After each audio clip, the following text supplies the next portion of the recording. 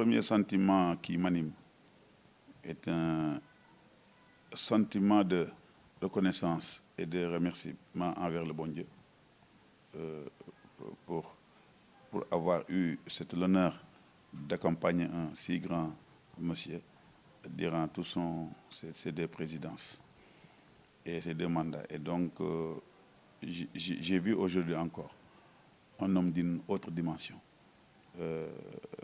qui a fait un discours plein de réalisme, de dignité et d'espoir.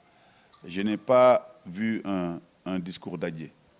J'ai vu un discours d'au revoir. Au revoir sur une petite période qui finira encore un discours de continuité. Parce que si vous l'avez remarqué, il nous donne encore rendez-vous après avoir installé son successeur. Il se projette déjà à l'accompagner et se rendre disponible. Le président Macky Sall a fait de grandes choses, sur tous les plans, dans tous les domaines, des transports aériens, des transports terrestres, sur le plan humain, sur le plan d'éducation, qui est sa priorité, l'éducation. Tout ce qu'on a fait sur l'éducation, essayer de ramener ce plateau technique à un niveau élevé, sur la santé et sur les perspectives, même sur la démocratie, en faisant tout pour que cette paix-là puisse être toujours maintenue. Que cet héritage que nous ont laissé, ça veut dire les anciens présidents, qu'on puisse toujours le perpétuer. Un Sénégal de paix, un Sénégal de concorde, un Sénégal qui va vers l'émergence, mais toujours en synergie et puis en toute intelligence de toutes ces parties qui le composent. Et ça, j'ai bien aimé. Mais le président quand même a fait de bonnes réalisations et il a eu le temps quand même de le dérouler. Et surtout maintenant aussi, il a beaucoup insisté sur les perspectives avec les nouvelles réalisations qui vont commencer en janvier, de nouvelles universités qui vont se faire, le BRT qui commence et qui va continuer.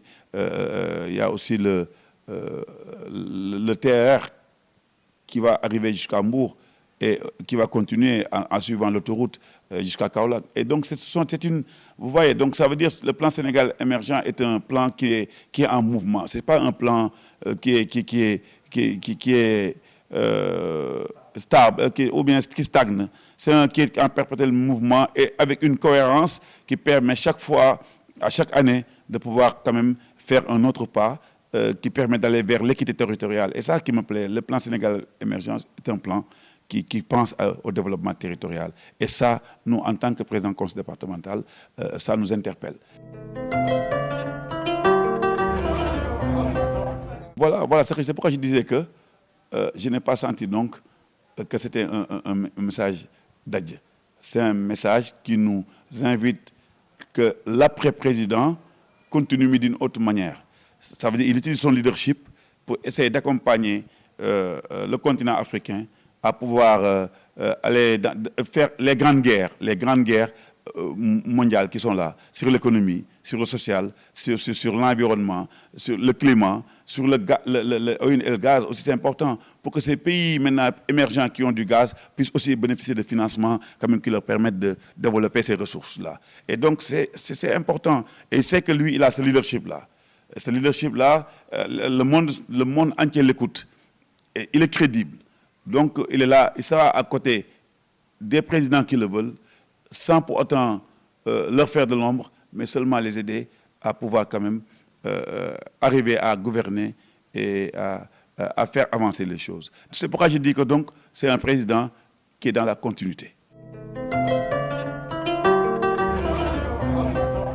Il a tenu quand même à rassurer l'opinion publique, les Sénégalais, qui comprennent que c'est un démocrate et il restera toujours un démocrate. Et que c'est lui qui a la responsabilité d'assurer aux Sénégalais des élections libres, démocratiques et transparentes, et surtout paisibles, pour que qu'ils comprennent que pour qu'une passation se fasse dans les règles de l'art. C'est de sa responsabilité, hein, c'est une responsabilité quand même qui est constitutionnelle. Il a l'obligation de transmettre le pouvoir en toute sérénité. Et pour ça, ça passera par des élections libres, transparentes, où tous les citoyens, quand même, tous les candidats pourront s'y retrouver. Et pourtant, c'est pourquoi il les invite aussi à avoir aussi à l'esprit que aussi cette paix-là, eux aussi, ils doivent le sauvegarder. Ils doivent avoir un comportement qui comprennent que aussi il y a des lois et des règlements qui sont ici et que aussi les candidats doivent aussi concourir à sauvegarder cette paix qui nous viennent de nos prédécesseurs. Et c'est important. Toujours, on aura toujours un bilan mi-figue, mi-raisin. Un bilan un peu qui nous laisse un peu quand même sur notre faim, parce que les besoins sont énormes. Le président Macky Sall a ouvert une brèche qui permet aux collectivités territoriales de réaliser des prouesses et de pouvoir aider et de pouvoir développer notre terroir.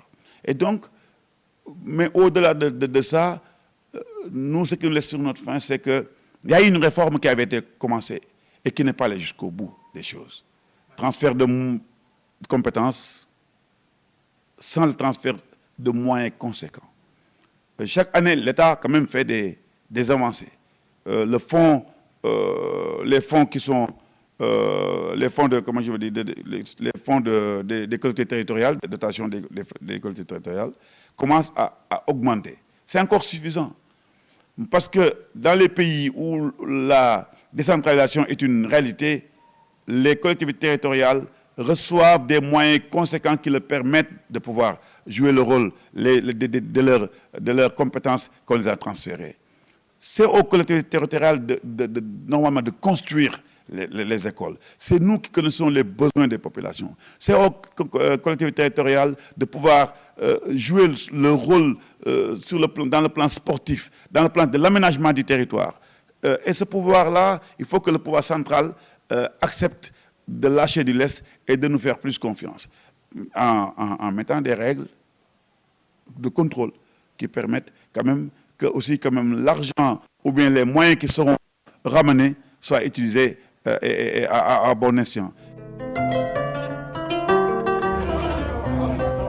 Le conseil départemental a eu quand même à faire de grandes choses.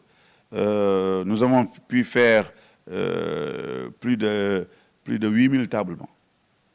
8000 tables bancs depuis qu'on a commencé. Mais c'est énormément, 8000 tables bancs. Nous sommes au moins à une quarantaine de construction de salles de classe. Quarantaine de salles de classe construites, c'est pas petit. Nous avons, quand nous a donné quand nous sommes arrivés, nous avons pu faire pour réaménager le stade de Caroline Faye. Nous avons pu faire des réflexions au niveau du CEDEPS, où on a eu à refaire tout le stade de basket, le parquet, des tribunes, des sanitaires. Et donc ça, c'est important. Et puis, on a pu réfléchir aussi la salle de spectacle qui était là-bas. Mais ce qui nous a le plus plu, c'est que ce qu'on a fait au niveau de l'hôpital de Mbour. Quand nous sommes venus, nous nous sommes efforcés de faire pour essayer d'augmenter le plateau technique de l'hôpital. Nous sommes arrivés, il n'y avait pas d'eau. Nous avons pu, avec nos partenaires, y mettre un château d'eau qui permet maintenant de régler le problème d'accessibilité à l'eau. Nous avons pu aussi réparer et mettre en service plus de 4 à 5 blocs opérateurs qui étaient à l'arrêt. Et donc, d'autres choses, hein, donc de maternité. Et chaque année, nous mettons entre 20 à plus de 30 millions seulement dans l'hôpital pour essayer de régler, suivant la demande, les besoins de la directrice, parce que nous, c'est ce qu'on dit, c'est que c'est quand même la porte, on passe par la directrice par rapport à ces demandes, ces expressions de besoins, et on arrive à relever. Cette année, en 2024, nous mettrons plus de 40 millions dans l'hôpital et le district de Joal. parce qu'il y a une maternité qui était à l'abandon. Et donc, en collaboration avec l'USAID, le conseil départemental va mettre 20 millions pour permettre de capter des ressources additionnelles de l'USAID, qui nous permettra quand même de faire un investissement de 200 millions pour le district sanitaire de Joal, qui capte Nguyen, Sanyara et tout le Degem. Et donc, ça, c'est important. Nous sommes en train de commencer à refaire la mise en... nous sommes en train de remettre la mise, comment je peux le dire, mise à jour de notre plan de développement départemental, qui a une vision générale et qui nous servira de planification pour pouvoir accompagner le développement de notre département. Et donc, sur ce plan de développement, bientôt, Inch'Allah, nous voulons cette année organiser un forum sur l'investissement où tous les démembrements de l'État seront là, les partenaires financiers, nos partenaires aussi de coopération internationale, pour essayer de trouver des ressources supplémentaires qui nous permettront de développer dans le tourisme et vendre notre département.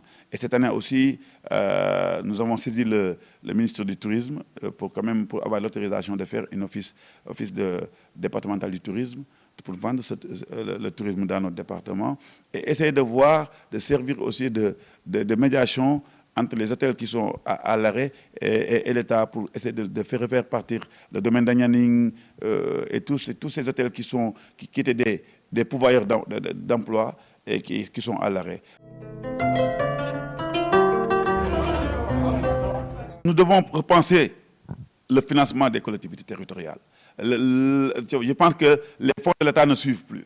Nous devons aller capter d'autres sources de financement pour nous permettre de faire des investissements vraiment structurels. Et ça, c'est important. Donc, c'est pour ça que nous devons penser à avoir nos partenaires au développement qui sont là et s'ils voient des projets qui sont des projets porteurs d'emploi, de revenus pour les populations et je veux dire, d'amélioration des conditions du département, qui sont prêts à nous accompagner. Et donc, on va aller vers ça. On le fera avec l'ARD, l'Agence régionale de développement, qui est notre partenaire technique. On le fera aussi avec notre ministère de tutelle des collectivités territoriales. On va inviter toutes les banques qui sont au Sénégal, les ambassades, tous les services de l'État qui gèrent les programmes allant dans le sens d'amélioration des conditions des populations. Et on va essayer de drainer toute cette énergie-là pour essayer quand même de vendre notre département, d'amener des investissements structurants et d'amener des usines ici sur place, de créer des emplois à travers différents secteurs. Et donc c'est ça, ce forum-là est capital pour pouvoir y arriver. Souhaiter donc une bonne et heureuse année à tous les habitants du département de Mbour, au peuple sénégalais et aussi à son Excellence le Président Macky Sall, lui témoigner toute notre reconnaissance, lui dire aussi que nous continuerons aussi à l'accompagner, quelles que soient les missions qui lui seront assignées, souhaiter une paix durable, des élections paisibles et que le meilleur gagne. Et que ce meilleur-là soit le meilleur pour ce Sénégal que nous aimons.